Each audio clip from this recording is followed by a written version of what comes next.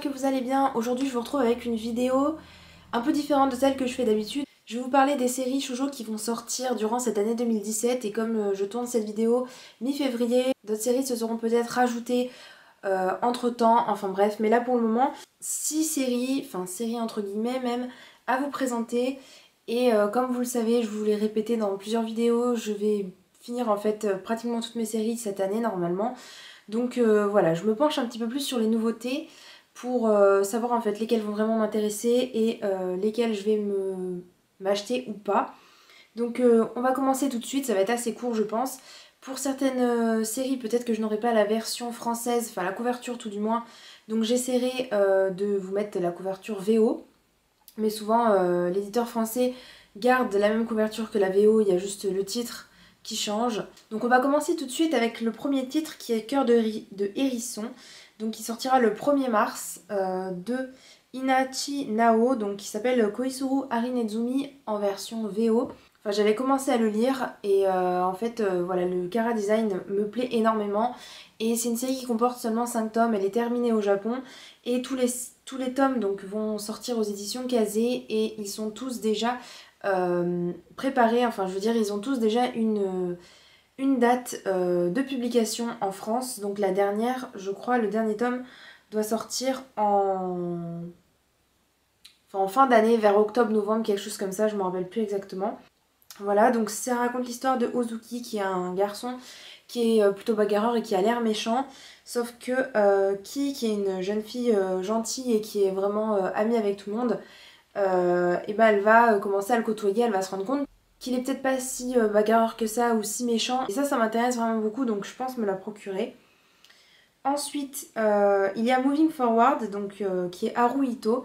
Et je pense qu'il a eu quand même pas mal de succès au Japon. Il va être édité aux éditions Akata et pour moi Akata c'est plutôt une maison d'édition qui cherche des perles, enfin des choses un petit peu spéciales. Donc je pense franchement me pencher sur cette série, même si c'est Nanaji Nagamu donc, qui a fait Parfaitique ou L'amour malgré tout, qui sont tous les deux édités chez Panini Manga, qui étaient des séries vraiment shoujo basiques. Je pense que celle-ci, vu que c'est Akata qui va l'éditer, elle a vraiment quelque chose, enfin elle doit avoir quelque chose d'un peu spécial.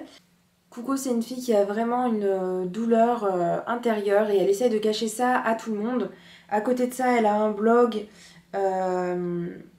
et en fait voilà, on va dire qu'il y a deux facettes de sa personnalité. Elle essaye de de cacher sa douleur aux yeux des autres, jusqu'à ce qu'il y ait un garçon qui va arriver et qui va se rendre compte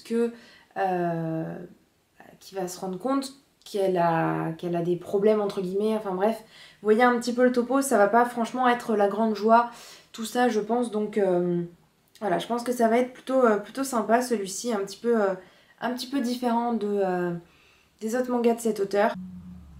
Pour la troisième série, il s'agit de Koifuru Colorful, alors je sais pas si elle va s'intituler comme ça en français ou pas, d'après ce qui est écrit sur Manga News.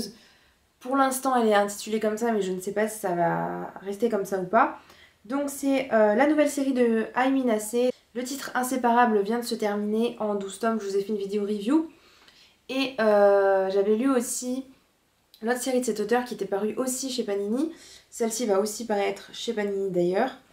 Et l'autre donc c'était Namida Usagi. Namida Usagi, je l'avais plutôt moyennement aimé, même très moyennement aimé. L'Inséparable, j'avais plutôt bien aimé. Koifuru Colorful, ça a l'air d'être encore quelque chose de sympathique et d'assez mignon. On suit Mashiro qui est une jeune fille qui tombe amoureuse de Haruto, mais Haruto a disparu.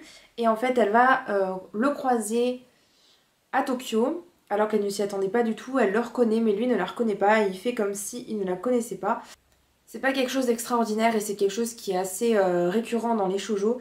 Mais j'aime bien ce que fait Ai Minase, enfin sa dernière série en tout cas. Donc je sais pas si je me la prendrai ou pas. Pour la série suivante, il s'agit de Romantic Memories.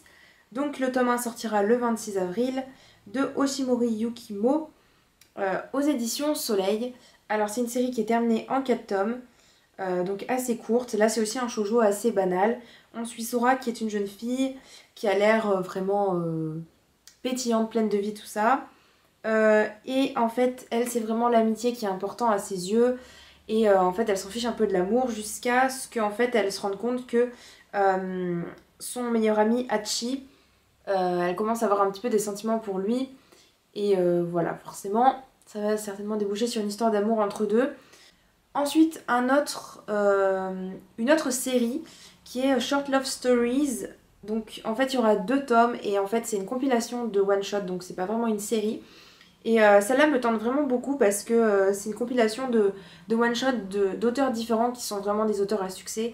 Donc il y a Haruko, il y a Karuo Shiina qui a fait Sawako, il y a Io Sakisaka bien sûr, et c'est surtout pour ça en fait que je voudrais me la procurer. Ensuite quelque chose qui ravira très certainement tous les amateurs de Free Basket, c'est une série qui date vraiment.